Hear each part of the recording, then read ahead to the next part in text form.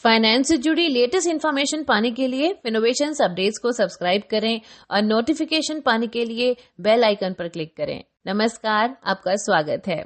Stock exchanges के पास available data के analysis से पता चलता है कि आईपीओस के लिए 2020 शानदार रहा। इस साल आईपीओस में इन्वेस्ट करने वाले लगभग सभी इन्वेस्टर्स को अच्छा रिटर्न मिला। 2020 में अब तक आईपीओस ने ऑन एन एवरेज 42% का रिटर्न दिया है। इससे पहले 2019 के पूरे साल में 16 आईपीओस के जरिए 12,362 करोड़ रुपीस कलेक्ट किए गए थे। 2018 में 24 कंपनीज ने आईपीओ से 30,959 करोड़ रुपीस कलेक्ट किए थे।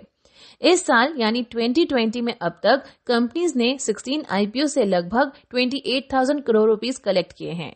आईपीओ में इन्वेस्टमेंट करने से लगभग हर बार इन्वेस्टर्स को प्रॉफिट ही होता है, लेकिन आईपीओ का अलॉटमेंट होना जरूर किस्मत की बात है। इस साल अब तक 16 आईपीओस लॉन्च हो चुके हैं। इनमें 6 आईपीओस ऐसे हैं जिन्होंने शेयर बाजार में अपनी लिस्टिंग के पहले दिन ही इन्वेस्टर्स को 70% से लेकर 131% तक का रिटर्न दिया। वहीं 3 आईपीओस ने तो अपने डेब्यू के दिन ही इन्वेस्टर्स के पैसे डबल कर दिए। आइए जानते हैं किन 6 आईपीओस ने इस साल इन्वेस्टर्स को माला माल कर दिया। मिसेस बेक्टर्स फूड की लिस्टिंग शेयर मार्केट में 24 दिसंबर को हुई। एनएसई पर मिसेस बेक्टर्स फूड का शेयर 74% प्रीमियम के साथ लिस्ट हुआ। एनएसई पर यह शेयर 288 रुपीस के इशू प्राइस के कंपैरिजन में 500 रुपीस पर शेयर के प्राइस पर लिस्ट हुआ। वहीं बीएसई पर इसकी लिस्टिंग 501 रुपीस पर शेयर के प्राइस पर हुई। बर्गर किंग इंडिया की लिस्टिंग शेयर मार्केट में 14 दिसंबर को हुई। अपने डेब्यू पर ही इसने इन्वेस्टर्स को 131% का रिटर्न दिया। इसका इशू प्राइस 60 रुपीस था और पहले दिन ही बीएसई पर इसके शेयर्स 138.4 रुपीस के प्राइस पर पहुंच गए। बर्गर किंग के बाद सबसे ज्यादा रिटर्न हैप्पीएस्ट माइंड्स टेक्नोलॉजीज के स्टॉक्स ने दिया। इसके लिस्टिंग शेयर मार्केट में 17 सितंबर को हुई थी। 166 रुपीस के इशू प्राइस के कंपैरिजन में अपने डेब्यू पर ही इसके शेयर्स 371 रुपीस तक पहुंच गए।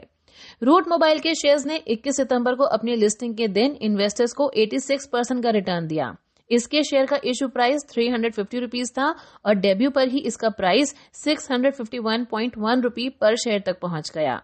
रोसारी बायोटेक की लिस्टिंग शेयर मार्केट में 23 जुलाई को हुई। अपने डेब्यू पर ही इसने इन्वेस्टर्स को 75% का रिटर्न दिया। इसका इशू प्राइस 425 रुपीस था और पहले दिन ही बीएसई पर इसके शेयर्स 742.35 रुपीस के प्राइस तक पहुंच गए। कैमकॉन स्पेशलिटी केमिकल्स के शेयर्स ने 1 अक्टूबर को अपनी लिस्टिंग के दिन इन्वेस्टर्स को 72% का रिटर्न दिया। इसके शेयर का इशू प्राइस 340 रुपीस था और डेब्यू पर ही इसके प्राइस 584.8 रुपीस पर शेयर तक पहुंच गए। तो अगर आप इन आईपीओस में इन्वेस्ट करने से चूक गए हैं या ये आईपीओस आपको अलॉट नहीं हुए, तो आइए नजर डालते हैं आने वाले कुछ आईपीओस पर, ताकि आप इसके लिए टाइम पर रेडी रह सकें। पब्लिक सेक्टर की RailTel corporation of India limited को मार्केट रेगुलेटर सेबी से आईपीओ के जरिए 700 करोड़ रुपीस कलेक्ट करने की परमिशन मिल गई है। सेबी के पास डिपॉजिट डॉक्यूमेंट्स के अकॉर्डिंग इस आईपीओ के तहत सरकार 8.66 करोड़ इक्विटी शेयर्स बेचेगी। कंपनी ने अक्टूबर में आईपीओ के लिए जरूरी डॉक्यूमेंट्स जमा किए थे। उसे 6 नवंबर को सेबी से परमिशन मिल गई थी। इस आईपीओ से 700 करोड़ रुपीस कलेक्ट किए जाने का अनुमान है। मिनी रत्ना पीएसयू रेलटेल देश में सबसे बड़ी टेलीकॉम इंफ्रास्ट्रक्चर प्रोवाइडर कंपनीज में से एक है। उसके पास रेलवे ट्रैक के साथ ऑप्टिकल फाइबर का बड़ा नेटवर्क है। कंपनी देश भर में ब्रॉडबैंड टेलीकम्युनिकेशंस और मल्टीमीडिया नेटवर्क अवेलेबल कराती है। कंपनी का ऑप्टिकल फाइबर नेटवर्क 30 जून 2020 की स्थिति के अकॉर्डिंग 55,000 किलोमीटर से ज्यादा है और देश के अलग अलग शहरों में 5,677 रेलवे स्टेशन इसके दायरे में आते हैं। आपको बता दें कि कैबिनेट ने दिसंबर 2018 में रेलटेल कॉर्पोरेशन में 25% तक के गवर्नमेंट स्टेक की सेल के लिए आईपीओ लाने का अप्रूवल दिया था। कल्याण ज्वेलर्स इंडिया लिमिटेड को आईपीओ के जरिए लगभग 1,750 करोड़ रुपीस कलेक्ट करने के लिए मार्केट रेगुलेटर सेबी से हरी झंडी मिल गई है। कंपनी द्वारा फाइल डीआरएचपी के अकॉर्डिंग आईपीओ के तहत 1,000 करोड़ रुपीस तक के नए इक्विटी शेयर्स जारी करने और 750 करोड़ रुपीस के एग्जिस्टिंग शेयर्स के ऑफर फॉर सेल के जरिए कलेक्ट करने की योजना है। कल्याण ज्वेलर्स के प्रमोटर टीएस कल्याण रमन 250 करोड़ रुपीस तक के शेयर्स बेचेंगे, जबकि हाईलैंड इन्वेस्टमेंट्स लिमिटेड ओएफएस के जरिए 500 करोड़ रुपीस तक के शेयर्स बेचेगी। कल्याण ज्वेलर्स गोल्ड और दूसरी ज्वेलरी प्रोडक्ट्स की बिक्री करता है। कल्याण ज्वेलर्स ने अगस्त में आईपीओ के लिए डॉक्यूमेंट जमा किए थे और 15 अक्टूबर को उसे इसके लिए सेबी की तरफ से परमिशन मिल गई थी। एग्रीकल्चरल कमोडिटीज में बिजनेस करने वाले national commodity and derivatives exchange यानी NCDEX को आईपीओ लाने का अप्रूवल मिल गया है। सेबी ने NCDEX को 500 करोड़ रुपीस का आईपीओ लाने की परमिशन दी है। NCDEX के DRHP के अकॉर्डिंग इस आईपीओ में कंपनी टोटल 100 करोड़ रुपीस तक के नए शेयर्स जारी करेगी। इसके अलावा 1.44 करोड़ एग्जिस्टिंग शेयर्स को ऑफर फॉर सेल के जरिए स्टॉक एक्सचेंजेस प्लेटफॉर्म पर बेचा जाएगा। सेबी ने 9 अप्रैल को कंपनी के आईपीओ की प्रपोजल को परमिशन दी थी। कंपनी ने इसके लिए फरवरी में सेबी के पास अप्लाई किया था। बीएसई और एमसीएक्स के बाद ये तीसरी मार्केट ऑपरेटर कंपनी है जिसके शेयर्स मार्केट में लिस्ट किए जाएंगे। बजाज एनर्जी आईपीओ से 5,450 करोड़ रुपीस कलेक्ट करेगी। सेबी ने पिछले साल ही कंपनी को इसकी परमिशन दे दी थी। कंपनी द्वारा जमा कराए गए डॉक्यूमेंट्स के अकॉर्डिंग इस आईपीओ के तहत कंपनी 5,150 करोड़ रुपीस के नए शेयर्स जारी करेगी। वहीं कंपनी की existing share holder Bajaj power ventures अपनी हिस्सेदारी से 300 करोड़ रुपीस के शेयर्स बिक्री के लिए पेश करने वाली है। कंस्ट्रक्शन कंपनी मोंटी कार्लो ने मार्केट रेगुलेटर सेबी के पास आईपीओ ऑफर करने के लिए DRHP फाइल किया है। कंपनी प्राइमरी मार्केट से 550 करोड़ रुपीस कलेक्ट करने की योजना बना रही है। कंपनी इस इशू में 450 करोड़ रुपीस के फ्रेश शेयर्स जारी करने वाली है, जबकि एग्जिस्टिंग शेयर होल्डर्स अपनी हिस्सेदारी से 30 लाख शेयर्स बिक्री के लिए पेश करने वाले हैं। इसके एग्जिस्टिंग शेयर होल्डर्स में कनुभाई एम पटेल ट्रस्ट सबसे बड़ा नाम है। खबर है कि कंपनी का इशू 550 करोड़ रुपीस तक का हो सकता है।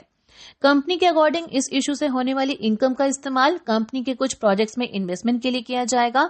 बचे हुए अमाउंट का इस्तेमाल जनरल कॉर्पोरेट नीड्स को पूरा करने के लिए होगा। मई 2018 में भी मोंटी कार्लो ने सेबी के पास फंड कलेक्ट करने के लिए DRHP फाइल किया था।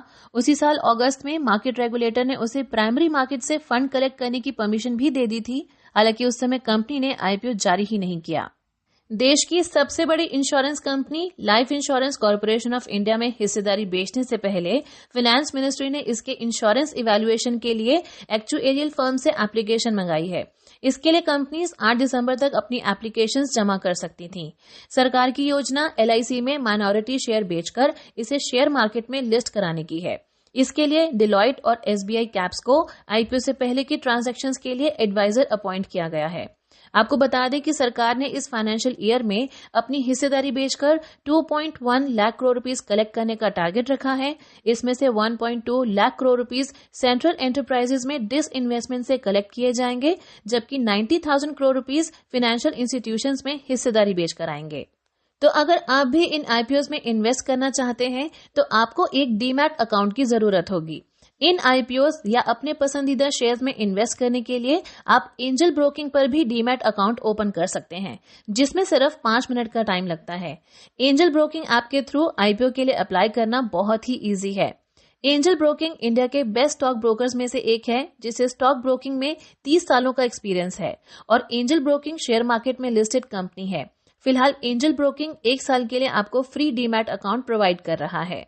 एंजल ब्रोकिंग में 1 मिलियन से ज्यादा कस्टमर्स हैं जो सीमलेस डिजिटल प्लेटफॉर्म के साथ ट्रेडिंग और इन्वेस्टमेंट कर रहे हैं। आपको ये भी बता दें कि एंजल ब्रोकिंग में डिलीवरी ट्रेड्स पर कोई ब्रोकरेज चार्ज नहीं लिया जाता।